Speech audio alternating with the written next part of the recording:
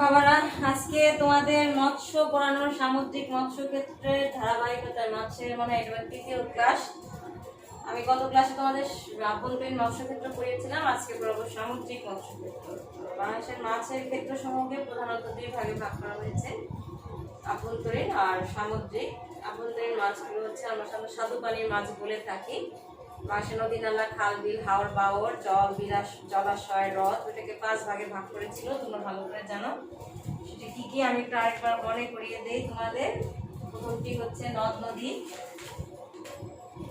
ও স্বাভাবিক জলাশয়, বদ্ধ জলাশয়, তারপর হচ্ছে কৃত্রিম জলাশয়, নদীর মোহনা আর সুন্দরবন, আর হচ্ছে গিয়ে বাংলাদেশের যে জলমগ্ন শস্য ক্ষেত, ওইগুলোর যে মাছ সেগুলো আমরা জেনেছি। এখন আমরা পড়বো বাংলাদেশের সামুদ্রিক মৎস্য ক্ষেত্রগুলো কি কি। বাংলাদেশের দক্ষিণের প্রায় 732 কিলোমিটার যে উপকূল রেখা আছে, সেই উপকূল রেখা আমাদের এই সামুদ্রিক মৎস্য ক্ষেত্রের একটি ভান্ডার। এই বিরাট সামুদ্রিক মৎস্য ক্ষেত্র গড়ে ওঠা বাংলাদেশের মৎস্য সম্পদকে খুব সমৃদ্ধশালী করেছে।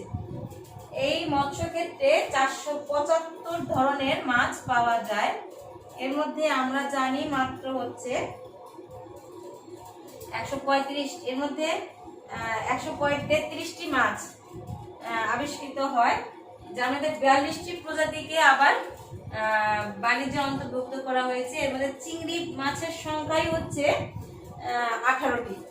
সামুদ্রিক মৎস্য ক্ষেত্রে নিযুক্ত ধীবরের সংখ্যা প্রায় 2 লাখেরও অধিক, 4 লাখেরও অধিক। এটি বাংলাদেশে যে মাছ আরোহিত হয় সমুদ্র যত মাছ 20.92%।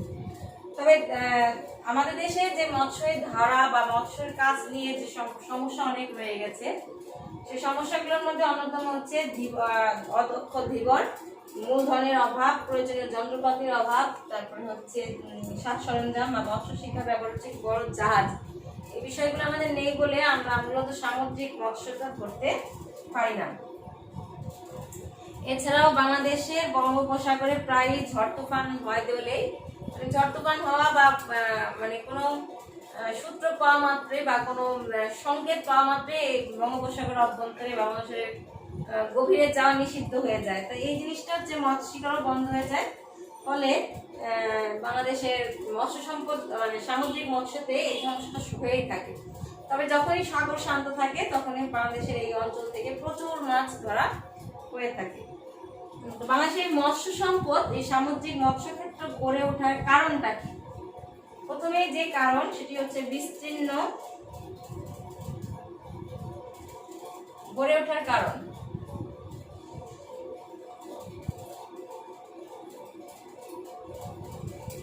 বিস্তীর্ণ ভগ্ন অগভীর উপকূল রেখা।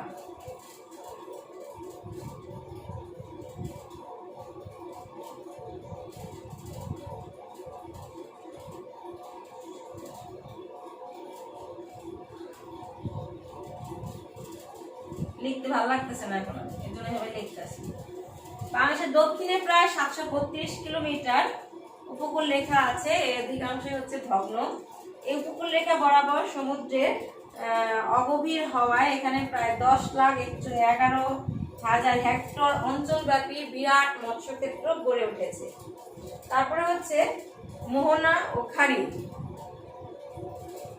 বাংলাদেশের নদ নদীর সংখ্যা তো অনেক, প্রত্যেকটি নদীর হচ্ছে বঙ্গোপসাগরের সাথে মিলিত হয়েছে। যেহেতু বঙ্গোপসাগরের সাথে মিলিত হয়েছে, তো এই কারণে নদী বা নদীর মোহনার সংখ্যা এখানে বেশি, খাড়ির সংখ্যাও বেশি। আর এই নদীর মোহনা বা খাড়িতে মাছের যে খাদ্যের ভান্ডার সেটা খুব বেশি পরিমাণে থাকে বলে মাছ সেখানে আসে তার বিচরণ করতে এবং খাবার খেতে, এবং এই অঞ্চলে সে আগ্রহে প্রজনন করে। এই কারণে এখানে মৃত মৎস্যের সংখ্যাও বেশি। এরপর হচ্ছে মিঠা ও লোনা পানির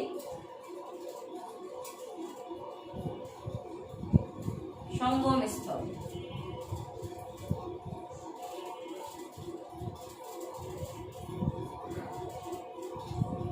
আর নদীবাহিত মিঠা পানি সমুদ্রের লোনা পানির সাথে মিলিত হয়ে বা সাধারণত ঘোলা হয়ে থাকে, যেখানে মিলিত সাগর ওই অঞ্চলটা ঘোলা হয়ে থাকে, পানি ঘোলা থাকে। কর্দমাক্ত এই ঘোলা পানি মাছের প্রজনন ক্ষেত্র এবং বংশবৃদ্ধির পক্ষে অনুকূল অবস্থা সৃষ্টি করে। এই বংশবৃদ্ধির আশায় ডিম প্রসবের আশার জন্য বহু সংখ্যক মাছ মিঠা ও লোনা পানির এই সঙ্গমস্থলে এসে ভিড় জমায়। তাই এই অঞ্চলটি একটি মৎস্যক্ষেত্র হিসেবে পরিগণিত হয়েছে। তারপরে হচ্ছে পর্যাপ্ত মৎস্য খাদ্য।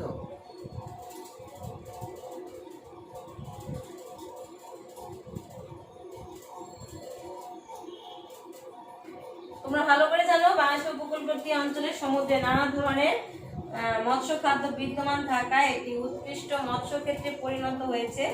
নদী নালা এদেশের শাখা নদী সমৃদ্ধ ও অঞ্চলে প্রচুর মাছ খাবার বহন করে নিয়ে আসে। মাছের মানে নদী নালা বেশি দেখে নদী থেকে মানে এই যে অভ্যন্তর থেকে নদীর দিকে যাওয়ার সময় তারা মাছের খাবারের উপযোগী কীট পতঙ্গ যেমন ওখানে জন্ম হয়, মাছের খাবার উপযোগী অনেক কিছু বহন করে নিয়ে যায়।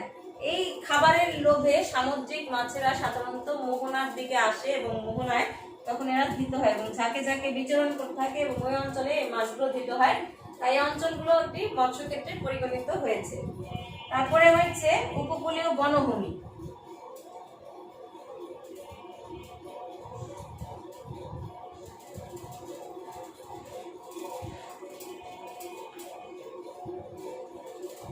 উপকূলীয় বনভূমির কাঠ মাছ শিকারের নৌকা, লঞ্চ ইত্যাদি নির্মাণে সাহায্য করে। এছাড়া এই কাঠ পুড়িয়ে মাছকে শুটকি তৈরি করা হয়, সেটা হয়। আবার ধৃত মাছ কাঠ নির্মিত বাক্সে ভরে বিভিন্ন দেশে রপ্তানি করা হয়। এই যে উপকূলবর্তী অঞ্চলে চাষযোগ্য ভূমির অভাব, মাছের ব্যাপক স্থানীয় ও আন্তর্জাতিক চাহিদা কতিপয় উল্লেখযোগ্য কারণে আমাদের এই অঞ্চলগুলোতে মূলত সামুদ্রিক মৎস্যক্ষেত্র গড়ে উঠেছে। বাংলাদেশের দক্ষিণ উপকূল মূলত এই সামুদ্রিক মৎস্যের একটি বড় আধার। আমরা সাধারণত সামুদ্রিক মাছ যদি আমরা সঠিকভাবে ধরতে পারি তাহলে হয়তো আমাদের বিরাট মাছের যে চাহিদা সেটি পূরণ করা সম্ভব, কিন্তু এটি সম্ভব হয় না। আমরা সাধারণত মাছ ধরি, ওই অঞ্চলে মাছ ধরার উপযোগী যে ব্যবহার বিষয়গুলো সেগুলো আমাদের নেই।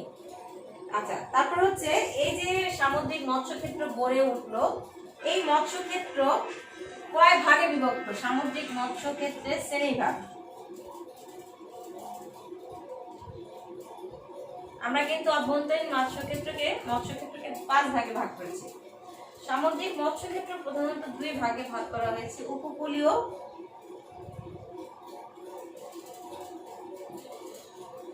আর হচ্ছে গভীর সমুদ্র।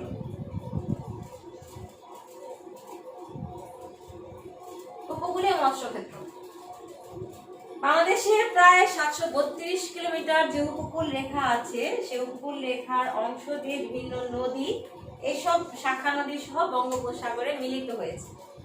এই উপকূল রেখার সর্বত্রই অসংখ্য ছোট বড় মোহনা বা খাড়ি বিদ্যমান হওয়ায় এসব মোহনা বা নদীর খাড়ির মানে খাদ্যের প্রাচুর্য হেতু দেখা যায় নদীর সমুদ্র থেকেও মাছ মোহনার দিকে আসে, আবার নদী থেকে অনেক মাছ মোহনার দিকে যায়। এই অঞ্চলে গীত মৎস্যের মধ্যে মানে এই যে মোহনা উপকূলীয় অঞ্চল থেকে যে সব মাছ ধরা হয় তাদের মধ্যে ভেটকি, কোরাল, চান্দা, রূপচান্দা, গলদা চিংড়ি, তারপরে হচ্ছে পোয়া, স্যামন ও ছুরি মাছ প্রধান। এরপর হচ্ছে গভীর সমুদ্রের মৎস্যক্ষেত্র। আন্তর্জাতিক সমুদ্র আইন অনুযায়ী সমুদ্র উপকূল হতে 320 কিলোমিটার গভীর পর্যন্ত মাছ ধরা যায়। তো এই যে মাছ সমুদ্র সীমা, বাংলাদেশের সমুদ্র সীমাও 320 কিলোমিটার পর্যন্ত বিস্তৃত, মানে ওই উপকূল রেখা থেকে। তো এত গভীর অংশে মৎস্য সম্পদ সমৃদ্ধ হয়, কিন্তু প্রয়োজনীয় মূলধন, দক্ষ দিগর বা আমি আগেই বলেছি আমাদের যন্ত্রপাতির অভাব, আধুনিক সাজ সরঞ্জাম অভাব, জাহাজের অভাব, এই কারণে মাছ ধরার পরিমাণ ওই অঞ্চলে খুবই সীমিত। এখান থেকে সহজে কেউ মাছ ধরতে যায় না, অত গভীরে কেউ সহজে যায় না, সাধারণত কাছাকাছি অঞ্চলগুলোতেই আসে।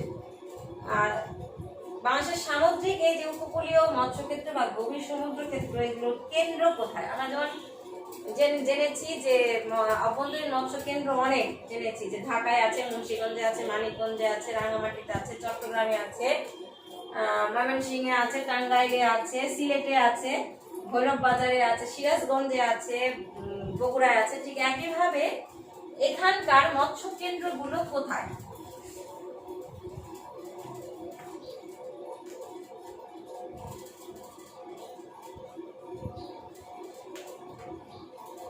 সামুদ্রিক মৎস্য কেন্দ্রগুলো হচ্ছে চট্টগ্রাম উপকূলের টেকনাফ, কুতুবদিয়া, মহেশখালী, কক্সবাজার, সন্দ্বীপ, সোনাদিয়া, হাতিয়া, সুন্দরবন এলাকার দুবলা চর, রাঙ্গাবালি, বাইশদিয়া প্রভৃতি হচ্ছে এই মৎস্য কেন্দ্র। মানে এই অঞ্চলে মাছগুলো বেচা কেনা হয়ে থাকে।